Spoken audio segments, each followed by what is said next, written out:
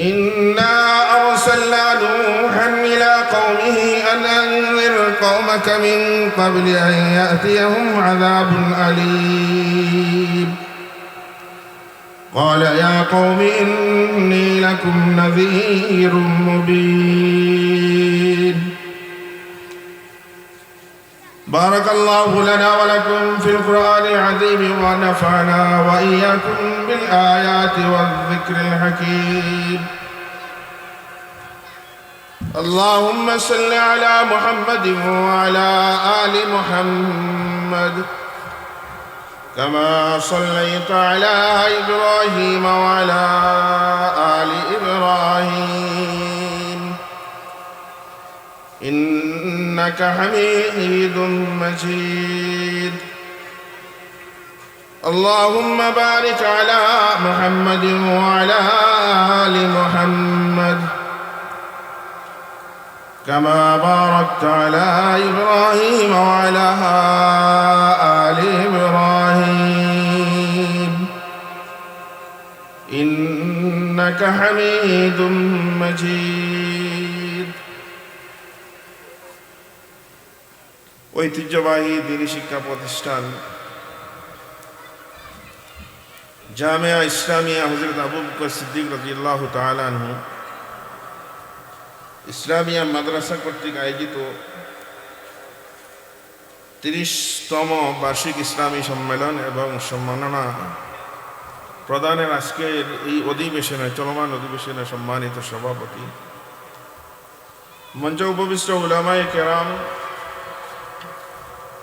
সামনে বসা আমার প্রিয় আজিজ সালাবা ভাইয়েরা, পর্দার অন্তরালে অবস্থানরত অত্যন্ত শ্রদ্ধা ও মামুনিয়া, মহান রব্বুল আলামিনের দরবারে আমরা শুকরিয়া আদায় করি যে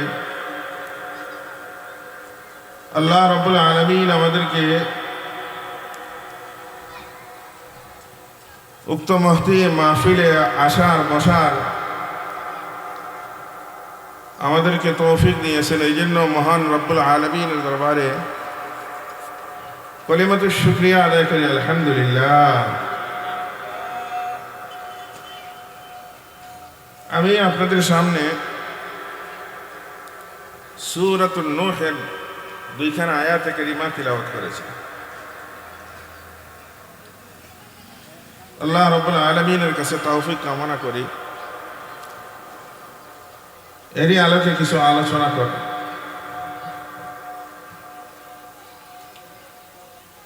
আজকে এই মাদ্রাসা জামিয়া ইসলামিয়া হযরত আবু বকর রাদিয়াল্লাহু তাআলা আনহু দারুল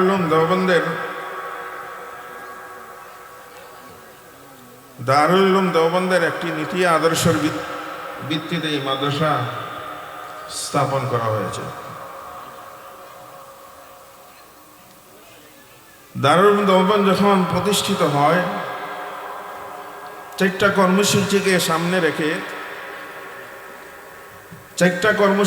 সামনে রেখে দারুল উলুম দেওবন্দ প্রতিষ্ঠিত হয়েছিল।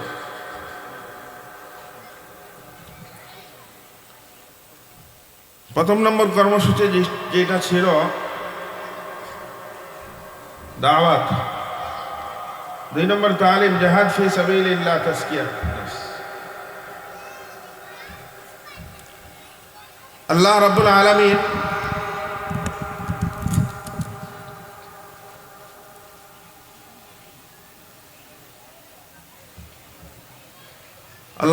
আলামিন প্রত্যেক যুগে দুনিয়াতে নবী আলাইহিস সালাতু ওয়াস সালামকে প্রেরণ করেছেন। আমরা যদি একটি আয়াতের দিকে লক্ষ্য করি, হযরত ইব্রাহিম আলাইহিস সালাতু ওয়াস সালাম আল্লাহ রাব্বুল আলামিনের কাছে দোয়া প্রার্থনা করেছিলেন, ربنا وابعث فيهم رسولا منهم يتلو عليهم آياتك يتلو عليهم آياتك ويعلمهم الكتاب والحكمة ويزكيهم إنك أنت العزيز الحكيم হযরত ইব্রাহিম আলাইহিস খলিলুল্লাহ আল্লাহ রাব্বুল আলামিনের কাছে আবেদন করলেন, দোয়া করলেন, আমার বংশধরের ভিতরে এমন নবী রাসূল পাঠান যাদের দায়িত্ব হবে, যাদের সিফত হবে ওয়াস ফীহিম রাসূলাম মিনহুম ইয়াতলু আলাইহিম আয়াতিক। আল্লাহ রাব্বুল আলামিনের পক্ষ থেকে যে আসমানি কিতাব নাযিল হবে, ওই আসমানি কিতাব তাদেরকে, তাদের উম্মতদেরকে তিলাওয়াত করে করে শোনাবেন। ওয়ায়ুআল্লিমুহুমুল কিতাব, আর আসমানি কিতাব যে নাযিল হবে ওই কিতাবের শিক্ষা দিবেন।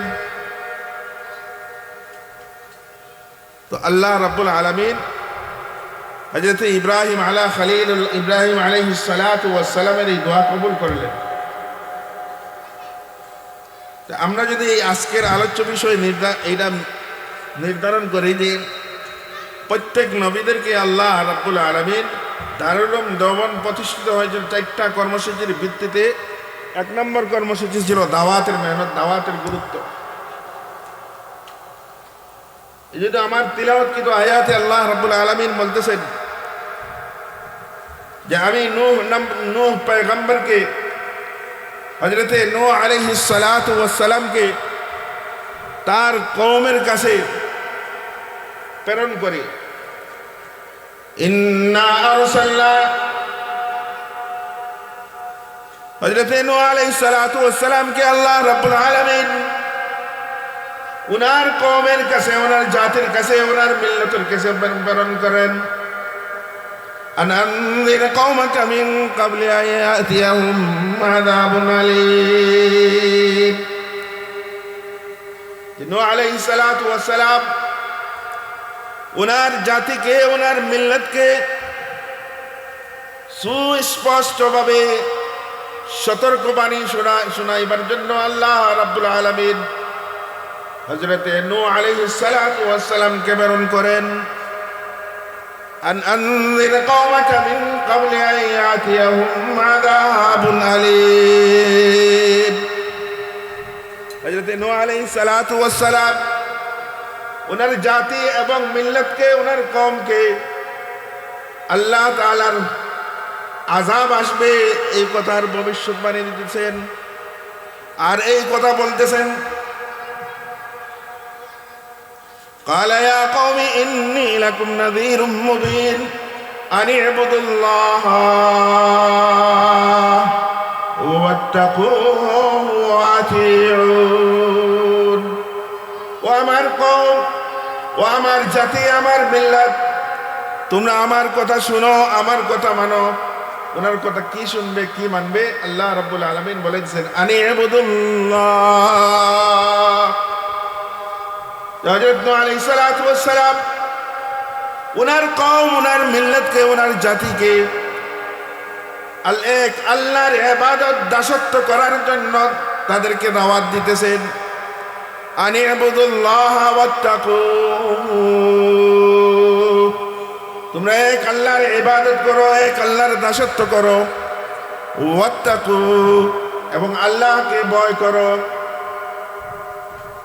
ওয়াতিউন, এবং আল্লাহ তাআলা রাব্বুল আলামিনের আনুগত্য করো। এখন নূহ আলাইহিস সালাতু ওয়াস সালামের এই ঘটনা সবিস্তারে বলার সময় নাই এখন। তো দারুল উলুম দেওবন্দ 4টা কর্মসূচির ভিত্তিতে দারুল উলুম দেওবন্দ প্রতিষ্ঠিত হয়েছিল। 1 নম্বর কর্মসূচি ছিল দাওয়াত। আর ওই দাওয়াতের কর্মসূচি, দাওয়াত যে তামাম আম্বিয়া আলাইহিস সালাম, সমস্ত নবী রাসূলগণের বুনিয়াদী মেহনত ছিল দাওয়াতের মেহনত। এবং দাওয়াতটা কি? দাওয়াতটা কি? দাওয়াত হইল কি আদ-দুআ ওয়া দাওয়াতু। এই মাস্টার দোয়া, আর দোয়াও যদি হয় মাস্টার থেকে হয় তে মানুষরে আহ্বান করা। আর দাওয়াতও যদি হয় তাইলে আল্লাহ তাআলার কাছে প্রার্থনা করা।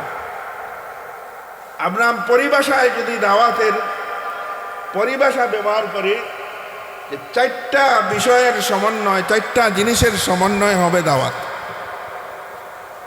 চারটা বিষয়ের সমন্বয়: মানুষকে কল্যাণের দিকে আহ্বান করা, মানুষকে কল্যাণের দিকে আহ্বান করা, মানুষকে হেদায়েতের দিকে আহ্বান করা, মানুষকে সৎ কাজের আদেশ করা, অসৎ কাজের নিষেধ করা। কুরআনে কারীমে আল্লাহ রাব্বুল আলামিন এক আয়াতে ইরশাদ ফরমাইতেছেন, ওয়ালতাকুম মিনকুম উম্মাতুন ইয়াদউনা ইলাল খায়র ইয়ামুরুনা বিল মা'রুফ ওয়া ইয়ানহাউনা আনিল মুনকার ওয়া উলাইকা হুমুল মুফলিহুন। আল্লাহ রাব্বুল আলামিন আমাদেরকে বলতেছেন, তোমাদের মধ্যে এমন একটা জামাত, এমন একটা দল, এমন একটা সংগঠন থাকা প্রয়োজনীয়, যেই সংগঠনের, যেই জামাতের কাজ হবে ইয়াদউনা ইলাল খায়র, মানুষকে কল্যাণের দিকে ডাকবে, মানুষকে কল্যাণের দিকে আহ্বান করবে। ওয়া ইয়ামুরুনা বিল মা'রুফ, মানুষকে সৎ কাজের আদেশ দিবে। ওয়া ইয়ানহাউনা আনিল মুনকার, আর মানুষকে মন্দ কাজ থেকে বিরত রাখবে। এক নম্বর কাজ, মানুষকে কল্যাণের দিকে ডাকা, আহ্বান করা। দুই নম্বর, মানুষকে সৎ কাজের আদেশ করা, অসৎ কাজ থেকে মানুষকে বিরত রাখা। এখন আল্লাহ রাব্বুল আলামিন মানুষকে, আল্লাহ রাব্বুল আলামিন ডাকতেছেন, আহ্বান করতেছেন, দাওয়াত দিতেছেন। আমরা যদি কোরআনে কারীমের একটা আয়াতের দিকে লক্ষ্য করি, আল্লাহ রাব্বুল আলামিন দাওয়াত দিতেছেন কে? আমাদেরকে। ওয়াল্লাহু ইয়াদউ ইলা দারিস সালাম ওয়া ইয়াহদি মান ইয়াশাউ ইলা সিরাতিন মুস্তাকিম। আল্লাহ রাব্বুল আলামিন বলতেছেন, তোমরা শান্তির দিকে আসো, তোমাদেরকে শান্তির দিকে রাখা হইতেছে, আহ্বান করা হইতেছে। অন্য আয়াতে আল্লাহ রাব্বুল আলামিন বলেন, ওয়াল্লাহু ইয়াদউ ইলাল জান্নাতি ওয়াল মাগফিরাতি বিইذনি। আল্লাহ রাব্বুল আলামিন বলেন, তোমাদেরকে জান্নাতের দিকে, মাগফিরাতের দিকে তোমাদেরকে ডাকা, আহ্বান করা হইতেছে। এখন হইল কি দাওয়াতের সংজ্ঞা, মানুষকে কল্যাণকামিতার দিকে, মানুষের বালাইয়ের দিকে, মানুষকে সৎ কাজের আদেশ, অসৎ কাজের নিষেধ থেকে বিরত রাখার চেষ্টা করার না হইলে কি দাওয়াত। এর ফলাফল কি? দাওয়াত দিলে লাভ হবে কি?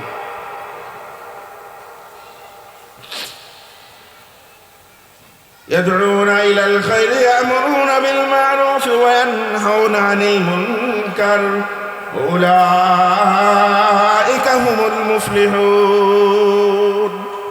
যারা এই চারটা কাজ করবে, মানুষকে হেদায়েতের দিকে রাখবে, মানুষকে কল্যাণের দিকে আহ্বান করবে, মানুষকে সৎ কাজের আদেশ করবে, মানুষকে সৎ কাজের নিষেধ করবে, আল্লাহ রাব্বুল আলামিনের ভাষায় ওই সমস্ত ব্যক্তিরা, ওই সমস্ত মানুষেরা সফল কাম, ওই সমস্ত মানুষরা সফল। এখন আসেন, আমরা দাওয়াত, প্রত্যেক নবীদের কাজ ছিল দাওয়াতের কাজ। আমরা যদি ইব্রাহিম আলাইহিস সালাতু ওয়াস সালামের সময় কম, ইব্রাহিম আলাইহিস সালাতু ওয়াস সালামের বক্তব্যটা যদি আমরা শুনি, ওয়াযকুর ফিল কিতাবি ইব্রাহিম ইন্নাহু কানা সিদ্দীকান নাবিয়্যা إذ قال لأبيه يا أبت لم تعبد ما لا يسمع ولا يبصر ولا يغني عنك شيئا يا أبت إني قد جاءني من العلم মা লাম ইয়াতিকা ফাত্তাবি'নি আহদিকা সিরাতান সাওয়িয়া। হযরত ইব্রাহিম আলাইহিস সালাতু ওয়াস সালাম উনার পিতাকে দাওয়াত দিতেছেন, ইয়া আবাতি লিমা তা'বুদু, ও আমার আব্বাজান, লিমা তা'বুদু মা লা ইয়াসমাউ ওয়া লা ইউবসিরু ওয়া লা ইউগনি আনকা শাইআ। আপনি কোন জিনিসের ইবাদত করেন, কোন জিনিসের উপাস্য করেন, কোন জিনিসকে আপনি মাবুদ হিসাবে স্বীকার করেন, যেই জিনিসকে আপনি উপাস্য হিসাবে মাবুদ হিসাবে আপনি রাখতেছেন, ওই উপাস্য জিনিস, উপাস্য বস্তু আপনার কথা শুনে না। ইয়া আবাতি লিমা তা'বুদু মা লা ইয়াসমাউ ওয়া লা ইউবসিরু ওয়া লা ইউগনি আনকা শাইআ।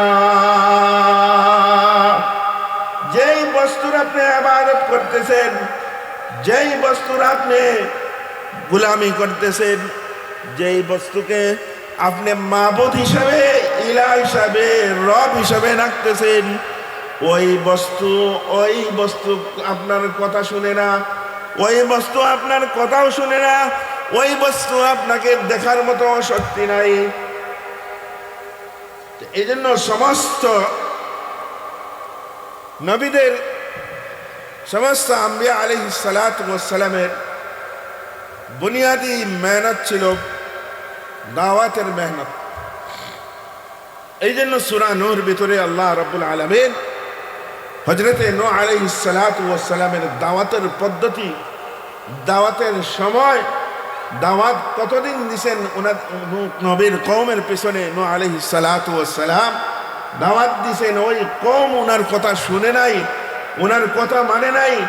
ওনার কথা যদি শুনতো তাইলে তারা ওই যে দুনিয়ার জিন্দগিতে সফলতা অর্জন করতে পারত, আর আখিরাতে আল্লাহ রাব্বুল আলামিন পরকালে চিরস্থায়ী সফলতার যে ব্যবস্থা জান্নাতের ভিতরে রাখছেন, ওইটাও আল্লাহ রাব্বুল আলামিন দিতেন।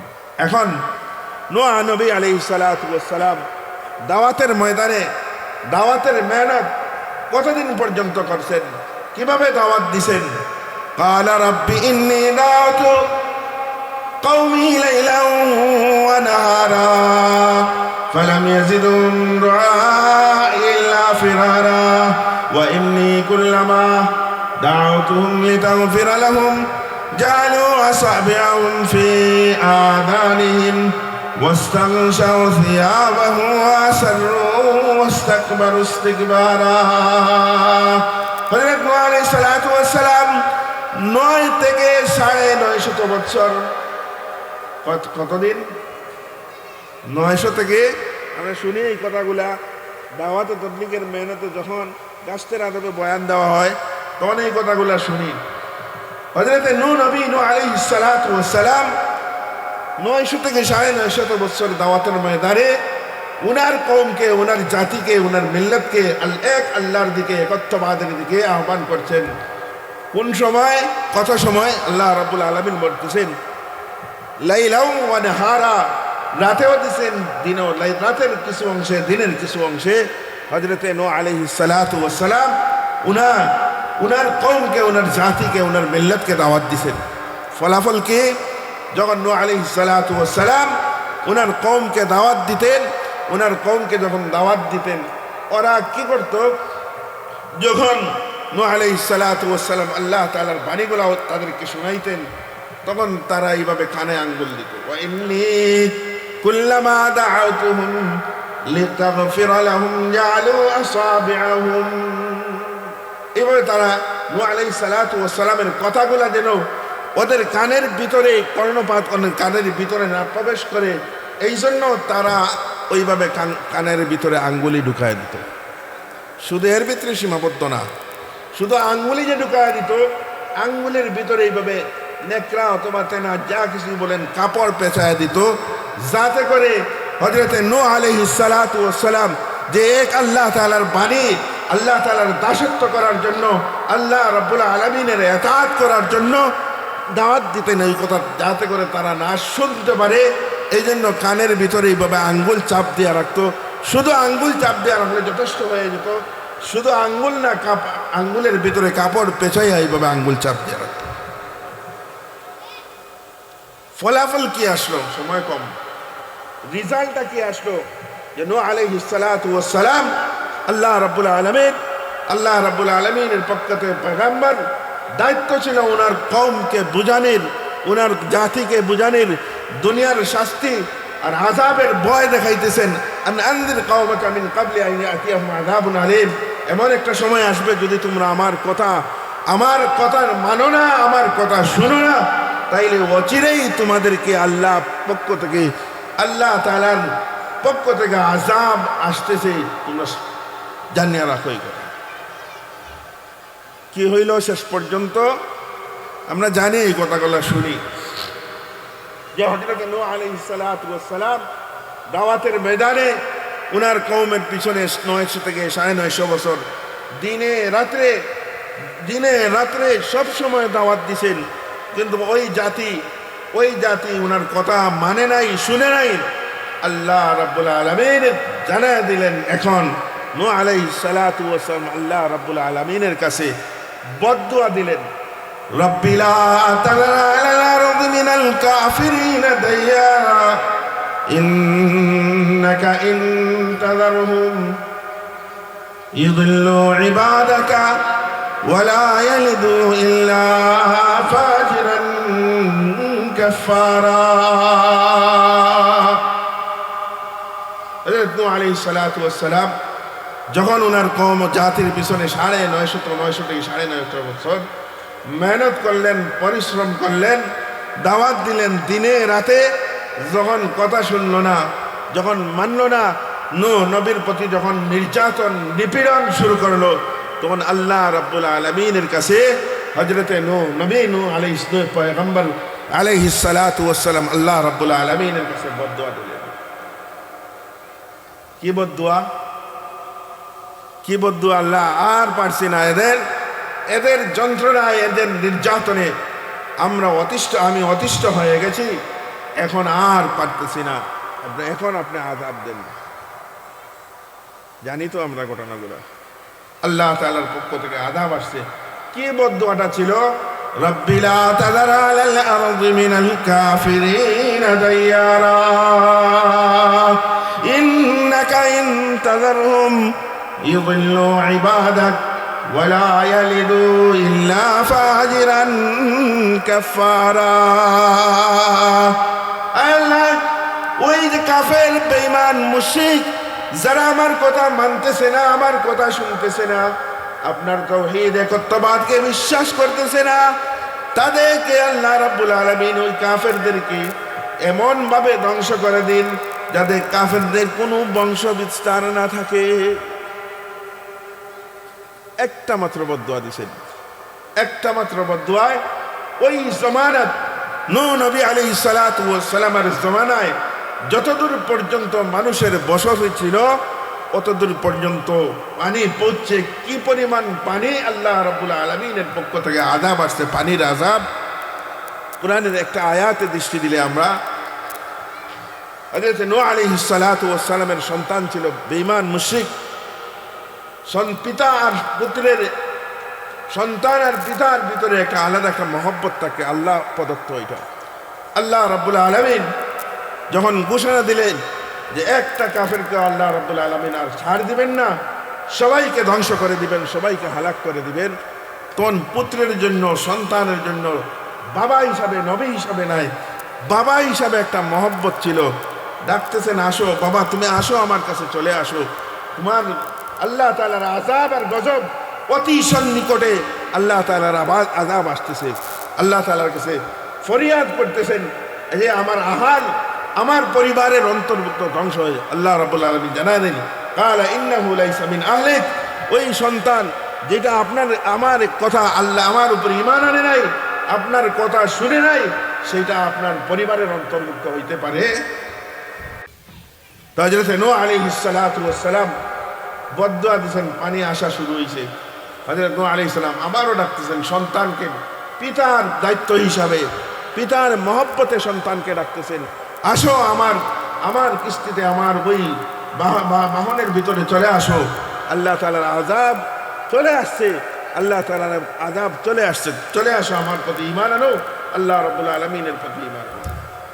হযরত নূহ আলাইহিস সালাতু ওয়াস সালামের সন্তান জবাব দিছে, উনার কথার জবাব এইভাবে দিছে, قال سآوي إلى جبل يعصمني من الماء قال لا عاصم اليوم من أمر الله إلا من رحم وحال بينهما الموج وكان من المغرقين. হযরত নূহ আলাইহিস সালাতু ওয়াস সালাম সন্তানকে পিতার দায়িত্ব থেকে পিতার মহব্বতে রাখতেছেন, আসো আসো আমার বাহনের উপরে চলে আসো। সন্তান যুক্তি দিতেছে, ওই যে পাহাড়, বিশাল উঁচু উঁচু পাহাড় আছে, ওই পাহাড়ের উপর কি আপনার রবের পানি, আল্লাহর পানি পৌঁছিবে? যখন যাই অসম্ভব কিচ্ছু নেই। পানি সাধারণত পানি আসমান থেকে বর্ষিত হয়, আর নূহ আলাইহিস সালাতু ওয়াস সালামের কওমকে ধ্বংস করার জন্য নিচের থেকে আল্লাহ রাব্বুল আলামিন পানি দিতেছেন। তো এই জন্য এটা আমাদের উম্মতে মুহাম্মদী হিসাবে, বিশ্বনবীর উম্মত হিসাবে আমাদের প্রত্যেকের করণীয় হইল কি, প্রত্যেকের করণীয় হইল কি, উম্মত হিসাবে আমরা মানুষকে বালাইয়ের দিকে, কল্যাণের দিকে আহ্বান করা, মানুষকে সৎ কাজের আদেশ করা, অসৎ কাজ থেকে বিরত রাখার চেষ্টা করা। নাইলে একটা সময় এমন আসবে যে সৎ কাজের আদেশ না দিলে, অসৎ কাজের নিষেধ না করলে, মানুষকে কল্যাণকামিতার দিকে না ডাকলে, যত বাতিল ফিরকা আছে, যত বাতিল পন্থী আছে আমার ঘরে প্রবেশ করবে, কিন্তু আমি টের পাবো না, আমার উপলব্ধি হবে না। আমার ঘরে যে বাতিল, আমার ঘরে যে খ্রিস্টান মিশনারি, আমার ঘরে যে ইসকন মেহনত করতেছে, আমার ঘরে যে ওয়ার্ল্ড মিশন মেহনত করতেছে, আমার ঘরে যে এনজিও মেহনত করতেছে, আমার ঘরে যে বিভিন্ন সুদের মেহনত চলতেছে, যদি আমি দাওয়াতের মেহনত, আমর বিল মারুফ নাহি আনিল মুনকার যদি না করি, তাইলে আমার ঘরে ওই সমস্ত ফিতনাগুলা ঢুকবে। অলরেডি প্রত্যেকটা মুসলমানের ঘরে ঘরে আজকে আমার ঘরে ঢুকছে, সুদের লেনদেন ঢুকছে, আমার ঘরে বিভিন্ন বিষয়ে ঢুকতেছে, আমি টের পাইতেছি, আমার উপলব্ধি হইতেছে না। আজকে যে ইসকন আমার বিরুদ্ধে মেহনত করতেছে, আমার উপলব্ধি হইতেছে না। আজকে খ্রিস্টান মিশনারি আমার বিরুদ্ধে মেহনত করতেছে। আমি তো মনে করতেছি, বাহ, আমি তো ৫ ওয়াক্ত নমাজি, আমি তো দাড়িওয়ালা, আমি তো টুপিওয়ালা, আমি তো সামনের কাতারের নমাজি, আমি তো তাহাজ্জুদ গুজার, আমি তো হজ করনেওয়ালা, আমি তো এই করনেওয়ালা, আমি তো সেই করনেওয়ালা। আমার এটা উপলব্ধি হচ্ছে না। এই জন্য উম্মতে মুহাম্মদী হিসাবে, রাসূল আকরাম সাল্লাল্লাহু আলাইহি ওয়াসাল্লামের উম্মত হিসাবে আমাদের প্রত্যেকের উপরে করণীয় কাজ হইল কি, মানুষকে কল্যাণের দিকে আহ্বান করা, মানুষকে সৎ কাজের আদেশ করা, এবং অসৎ কাজ থেকে খারাপ কাজ যদি আমার সামনে খারাপ কাজ যদি দেখা যায়, তাইলে আমি প্রতিহত করার চেষ্টা করাই হইলেন আমার নৈতিক এবং ঈমানি দায়িত্ব। আল্লাহ রাসূল সাল্লাল্লাহু আলাইহি ওয়াসাল্লাম এক হাদিসে ইরশাদ ফরমাইতেছেন, মান রাআ মিনকুম মুনকারান ফালিয়ুগাইয়িরহু বিয়াদিহি ফাইন লাম ইস্তাতি। হুজুর সাল্লাল্লাহু আলাইহি ওয়াসাল্লাম বলতেছেন যে তোমাদের মধ্যে যদি তোমাদের সামনে এইরকম কোনো খারাপ কাজ, শরীয়ত বিরোধী কোনো কাজ সংগঠিত হয়, কোনো খারাপ কাজ সংগঠিত হয়, আমার হাতের শক্তি যদি থাকে, সামর্থ্য থাকে, তাইলে ওই হাতের শক্তি দ্বারা আমি ওই খারাপ কাজকে প্রতিহত করার চেষ্টা করি। কিছু কাজ আছে আমাদের উপর, সৎ কাজের আদেশ করা কিছু কাজ আছে আমাদের উপর, আর কিছু কাজ আছে রাষ্ট্রের উপর। কিছু কাজ আমার ব্যক্তিগত কাজ, কিছু কাজ হইল কি রাষ্ট্রের কাজ। রাষ্ট্রের কাজ করব। যদি রাষ্ট্রের কাজ না করে, যদি আমি আমার কাজ দায়িত্ব পালন না করে, আল্লাহর হাবিব সাল্লাল্লাহু আলাইহি ওয়াসাল্লাম বলতেছেন, কুল্লুকুম রাইন মাসউলুন ওয়া কুল্লুকুম মাসউলুন আন রাইয়াতিহি আও কামা ক্বাল আলাইহিস সালাতু ওয়াস সালাম। আমি আমার দায়িত্ব এবং কর্তব্য সম্পর্কিত কিয়ামতের দিন আল্লাহ রাব্বুল আলামিনের কাছে আমার জবাবদিহিতা আছে। এই জন্য নূহ নবী থেকে আমাদের নবী আখির নবী হযরত মুহাম্মদুর রাসূলুল্লাহ সাল্লাল্লাহু আলাইহি ওয়াসাল্লাম পর্যন্ত সমস্ত নবীরা বুনিয়াদি আসল মেহনত ছিল মানুষকে কল্যাণের দিকে ডাকা, মানুষকে ভালোর দিকে ডাকা, মানুষকে সৎ কাজের আদেশ অসৎ কাজের নিষেধ, এক আল্লাহ তাআলার দিকে, এক আল্লাহ রবের দিকে আহ্বান করা। এটা ছিল প্রত্যেক আম্বিয়া আলাইহিস সালাতু ওয়াস সালামের দায়িত্ব, কর্তব্য। কোরআনে কারীমের বিভিন্ন জায়গাত বিভিন্ন নবীদের বিভিন্ন কওমের কথা আল্লাহ রাব্বুল আলামিন আলোচনা করেছেন। আমরা যদি এদিকে দৃষ্টিপাত করি, ওয়া ইলা আদিন নাখাহুম হুদা ক্বালা ইয়া কওমি ইবুদুল্লাহ মা লাকুম মিন ইলাহিন গায়রু।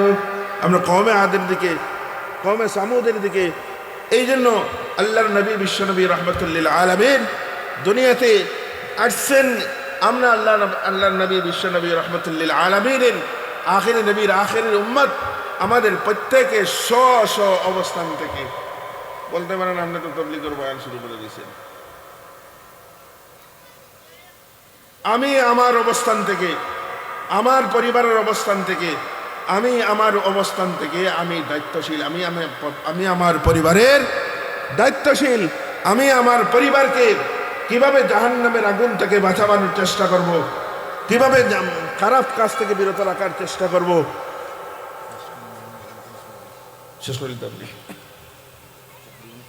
তো যাই হোক, সময় সংক্ষিপ্ত।